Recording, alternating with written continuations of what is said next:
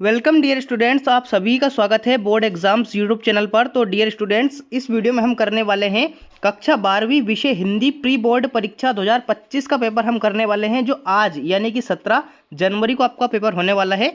उसका complete paper का solution हम इस वीडियो में करने वाले हैं, तो आपको वीडियो को एंड तक वॉच करना है।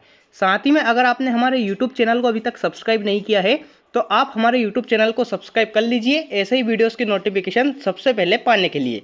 साथ ही में वार्षिक परीक्षा की तैयारी भी आपको इसी यूट्यूब चैनल पर कराई जाएगी, इसलिए आप हमारे यूट्यूब चैनल को सब्सक्राइब कर लीजिए। देखते हैं, पूर्णांक आपका 80 नंबर का पेपर होने वाला है, समय आपको 3 घंटे का मिलने वाला है। ठीक है, चलिए शुरू करते हैं। निर्देश कुछ इस प्रकार से आपको परीक्षा में देखने को मिलेंगे, तो आप निर्देश को अच्छी तरह से पढ़ लीजिएगा। चलिए, सबसे पहला प्रश्न आएगा आपका, सही विकल्प का चयन कर लिखिए। 6 नंबर के आपके प्रश्न आएंगे, देखते हैं इनको। पहला प्रश्न क्या है आपका, पतंग कविता इनमें से किसके लिए प्रसिद्ध है? तो आपका आ ऑप्शन है प्रतीकों के लिए, बा ऑप्शन है आपका चित्र विधान के लिए, सा ऑप्शन है आपका बिंब विधान के लिए, और दा ऑप्शन है आपका व्यंग्यार्थ के लिए। तो प्रश्न क्रमांक 1 का आपका सही उत्तर क्या जाएगा? बिंब विधान के लिए, यानी कि सा ऑप्शन आपका इस प्रश्न का सही उत्तर आने वाला है। ठीक है, अगला देखते हैं। दूसरा है आपका, कौन सा रस सहृदय के हृदय में उत्साह का संचार करता है? तो आपका आ ऑप्शन है करुण रस, बा ऑप्शन है आपका श्रृंगार रस, सा ऑप्शन है आपका वीर रस, और दा ऑप्शन है आपका वात्सल्य रस।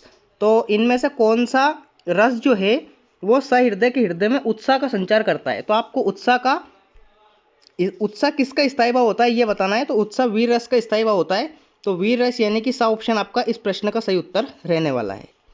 अगला देखते हैं, तीसरा, बाजार दर्शन पाठ का केंद्रीय भाव क्या है? तो आ ऑप्शन है आपका बाजारवाद, बा ऑप्शन है आपका राजनीति, सा ऑप्शन है आपका धर्म, और दा ऑप्शन है आपका समाज। तो प्रश्न क्रमांक 3 का आपका सही उत्तर क्या जाएगा? बाजारवाद, यानी कि आ ऑप्शन आपका इस प्रश्न का सही उत्तर रहने वाला है। चौथा है आपका, वह अच्छा खेला परंतु हार गया, ये कैसा वाक्य है? तो आपका आ ऑप्शन दे रखा है संयुक्त वाक्य, बा ऑप्शन है आपका सरल वाक्य, सा ऑप्शन है आपका प्रश्नवाचक वाक्य, और दा ऑप्शन है आपका नकारात्मक वाक्य। तो प्रश्न क्रमांक 4 का आपका सही उत्तर क्या जाएगा? संयुक्त वाक्य। ठीक है, आ वाला ऑप्शन आपका इस प्रश्न का सही उत्तर रहने वाला है। अगला आता है आपका पांचवा, अतीत में दबे पांव पाठ के आधार पर कोठार किसके काम आता होगा? तो इस प्रश्न का आपका सही उत्तर क्या जाएगा? अनाज जमा करने के लिए। ठीक है, सा ऑप्शन आपका इस प्रश्न का सही उत्तर रहने वाला है। ठीक है, अनाज जमा करने के लिए। अगला है आपका, इनमें से कौन सा पत्रकार का प्रकार नहीं है? तो आपका आ ऑप्शन दे रखा है पूर्णकालिक, बा ऑप्शन आपका अंशकालिक, सा ऑप्शन आपका संवाददाता, और दा ऑप्शन आपका फ्रीलांसर। तो इसका आपका सही उत्तर क्या जाएगा? संवाददाता, यानी कि सा ऑप्शन आपका इस प्रश्न का सही उत्तर रहने वाला है। तो इस प्रकार से आपके सही विकल्प यहाँ पे कंप्लीट हो जाएंगे।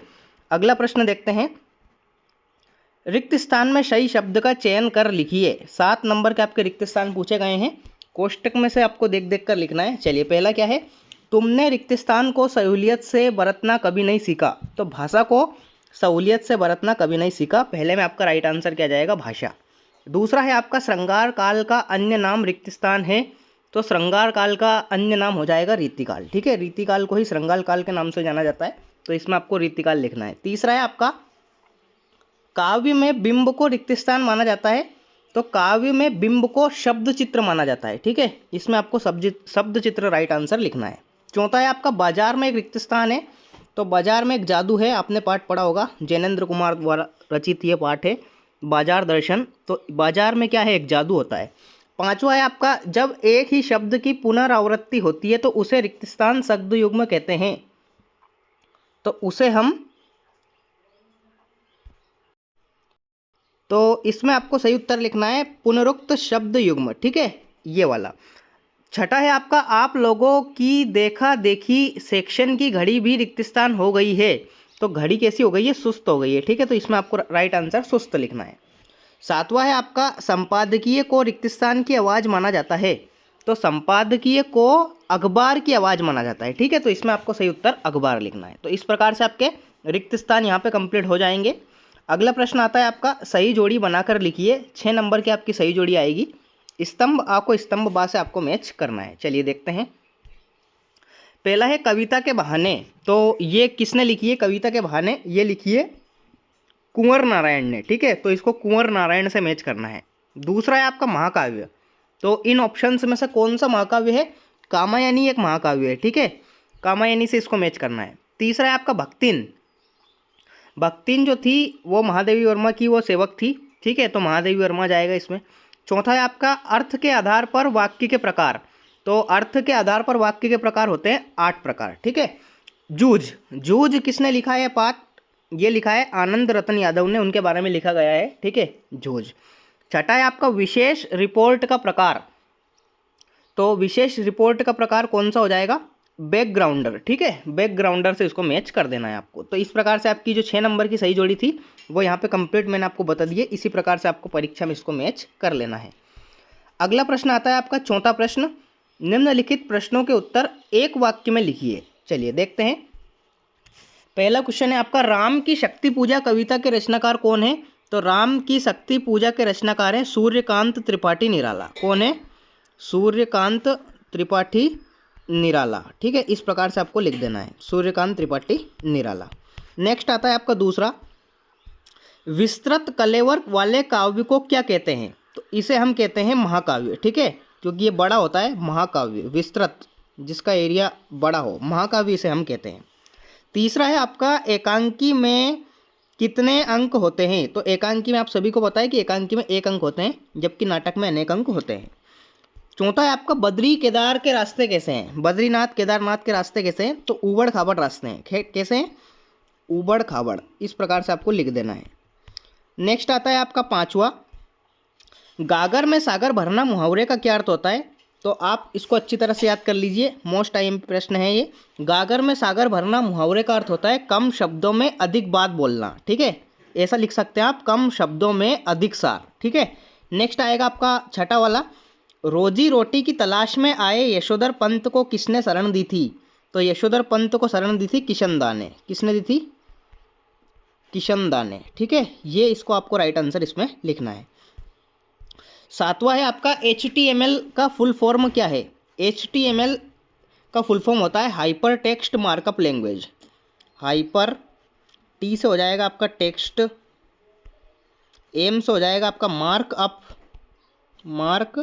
अप और एल से हो जाएगा आपका लैंग्वेज, ठीक है, इस प्रकार से आपको लिख देना है, हाइपर टेक्स्ट मार्कअप लैंग्वेज। इस प्रकार से आपका जो प्रश्न क्रमांक 4 है वो यहाँ पे पूरा हो जाता है।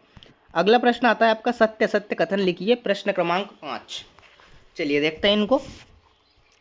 पहला है आपका, बच्चे दिशाओं को ढपली की तरह नहीं बजाते हैं। तो पहले में आपको असत्य लिखना है, ठीक है, क्योंकि वो बजाते हैं। दूसरा है आपका, गे मुक्तक को प्रगीत भी कहा जाता है। तो ये बिल्कुल सही बात है आपकी, क्योंकि गे मुक्तक क्या होता है? जिसे गाया जा सके, तो प्रगीत इसे हम कह सकते हैं। तीसरा है आपका, शिरीष को अवभूत कहा गया है। ये आपका गलत बात है, क्योंकि शिरीष को कालजयी अवधूत कहा गया है, ना कि अवभूत, ठीक है। चौथा है आपका, लोकोक्ति को कहावत भी कहते हैं। तो ये बिल्कुल सत्य होने वाला है आपका, ठीक है। पांचवा है आपका, मनोहर श्याम जोशी को साहित्य अकादमी पुरस्कार से सम्मानित किया गया है। बिल्कुल सत्य बात है, इसमें भी आपको सत्य लिखना है। और छठा है आपका, नाटक की मूल विशेषता समय का बंधन बिल्कुल ना होना है। गलत बात है, इसमें आपको असत्य लिखना है, ठीक है। तो इस प्रकार से आपके सत्य सत्य यहाँ पे कंप्लीट हो जाते हैं और कंप्लीट ऑब्जेक्टिव्स यहाँ पे कंप्लीट हो जाते हैं। अब आते हैं आपके प्रश्नोत्तर, 2-2 नंबर के प्रश्न आते हैं। चलिए देख लेते हैं इनको। प्रश्न क्रमांक 6 है आपका, नई कविता की 2 कवियों के नाम एवं प्रत्येक की एक एक रचना का नाम लिखिए। और इसका अथवा क्या है? प्रगतिवाद की कोई 2 विशेषताएं लिखिए, ठीक है। 7वां प्रश्न आप देख सकते हैं, शीतल वाणी में आग होने का क्या अभिप्राय है? और इसका अथवा क्या है? थके हुए पंथी को जल्दी जल्दी चलने का क्या कारण है? लिखिए, ठीक है। नेक्स्ट आता है आपका 8वां प्रश्न, कोई 2 खंडकाव्य और उनके रचनाकार के नाम आपको लिखना है। और इसका अथवा क्या है? ओज गुण संपन्न कविताओं की 2 प्रमुख विशेषताएं लिखिए। 9वां प्रश्न आता है आपका, संदेह अलंकार की परिभाषा लिखिए। और इसका अथवा वाला क्या दे रखा है? इसका अथवा वाला है, लक्षणा शब्द शक्ति की परिभाषा उदाहरण सहित आपको लिखना है। 10वां प्रश्न आता है आपका, निबंध किसे कहते हैं? किन्हीं 2 निबंधकारों के नाम एवं उनके 2-2 निबंधों के नाम लिखिए। और इसका अथवा है, शुक्ल युग के गद्य की 2 प्रमुख विशेषताएं आपको लिखना है। 11वां प्रश्न आता है आपका, लेखिका महादेवी वर्मा के अनुसार भक्तिन के जीवन का परम कर्तव्य क्या था? और इसका अथवा है, परचेजिंग पावर। शब्द में निहित लेखक जैनेन्द्र कुमार का आशय लिखिए। 12वां प्रश्न आप देख सकते हैं, संदेहवाचक वाक्य की परिभाषा उदाहरण सहित लिखना है आपको, और इसका अथवा क्या है, क्षेत्रीय शब्द किसे कहते हैं, उदाहरण सहित आपको लिखना है। नेक्स्ट 13वां प्रश्न है आपका, राजभाषा की 2 विशेषताएं, और इसका अथवा है राष्ट्रभाषा की प्रमुख 2 विशेषताएं आपको लिखना है। 14वां प्रश्न आप देख सकते हैं, मोहनजोदड़ो की सभ्यता को लो प्रोफाइल सभ्यता कहे जाने का कारण लिखिए, और इसका अथवा क्या है, जूझ कहानी के लेखक के जीवन के संघर्ष के उन बिंदुओं पर प्रकाश डालिए जो आपके लिए प्रेरणादायी है। ठीक है। 15वां प्रश्न आप देख सकते हैं, संपादकीय लेखन के बारे में लिखिए, और इसका अथवा क्या है, इंटरनेट की प्रमुख सीमाएं एवं दोष लिखिए। 16वां प्रश्न आपसे पूछा जाएगा, एक कवि परिचय, तुलसीदास अथवा रघुवीर साई के ऊपर आपको लिखना है 2 रचनाएं, भावपक्ष और साहित्य में स्थान। ठीक है, दोनों में से किसी एक के ऊपर आपको लिख देना है। इसी प्रकार से आपसे एक लेखक परिचय पूछा जाएगा प्रश्न क्रमांक 17 में, महादेवी वर्मा अथवा जैनेन्द्र कुमार के ऊपर आपको लिखना है 2 रचनाएं, भाषा शैली और साहित्य में स्थान। अगला प्रश्न आता है आपका प्रश्न क्रमांक 18वां, पुस्तकालय हेतु पुस्तकों हेतु एक विज्ञापन बनाकर लिखिए पुस्तकालय से, और इसका अथवा क्या है, छात्र के कक्षा में अनुशासन भंग करने पर शिक्षक छात्र के बीच संवाद को लिखिए। ठीक है, प्रश्न क्रमांक 18वां इस प्रकार से रहने वाला है। अगला आएगा आपका प्रश्न क्रमांक 19वां, निम्नलिखित अपठित काव्यांश या गद्यांश को पढ़कर नीचे दिए गए प्रश्नों के उत्तर आपको लिखना है। अथवा में दे रखेगा, ये वाला आपका गद्यांश दे रखा है, इसको आप अच्छी तरह से पढ़ लीजिए। इसके 3 प्रश्न यहाँ पे दे रखे हैं, और जिनको अगर गद्यांश समझ में नहीं आ रहा हो या किसी प्रश्न को आपको उत्तर नहीं आ रहा हो, तो इसके अथवा में आपको एक पद्यांश भी दे रखा है, काव्यांश भी दे रखा है, ये वाला। ठीक है, तो इसको आप अच्छी तरह से पढ़कर इन प्रश्नों के उत्तर आप देख सकते हैं। ये नीचे 3 प्रश्न दे रखे हैं। ठीक है, ये 3 प्रश्न आपको इनके उत्तर लिखना है। ठीक है, तो गद्यांश या काव्यांश दोनों में से किसी एक पर आप लिख सकते हैं। अगला आता है आपका पद्यांश की संदर्भ प्रसंग सहित व्याख्या करनी है आपको, दोनों में से किसी एक पर। ठीक है, ये अथवा आप पे दे रखा है, तो या तो आप ऊपर वाला कर सकते हैं या नीचे वाला कर सकते हैं, दोनों में से कोई सा भी एक। इसी प्रकार से आपसे गद्यांश की संदर्भ प्रसंग व्याख्या पूछी जाएगी, ये भी आपका अथवा में दे रखा है, तो आप दोनों में से कोई सा भी एक कर सकते हैं। ठीक है, दोनों में से कोई सा भी आपको एक करना है, अथवा में दे रखा है। प्रश्न 22वां है आपका, नगर पालिका अध्यक्ष को जल की अनियमित आपूर्ति के संबंध में शिकायत पत्र लिखिए, और इसका अथवा है आपका, अपने मित्र को विद्यालय की वार्षिक परीक्षा में रचना के प्रकाशन की बधाई हेतु पत्र लिखिए। 23वां और जो अंतिम प्रश्न है आपसे, निबंध पूछा गया है, किसी एक विषय पर आपको निबंध लिखना है। 5 आपके टॉपिक दे रखे हैं, इन 5 में से किसी एक विषय पर आपको निबंध लिखना है रूपरेखा सहित, तो आपको 4 नंबर का ये प्रश्न पूछा जाएगा।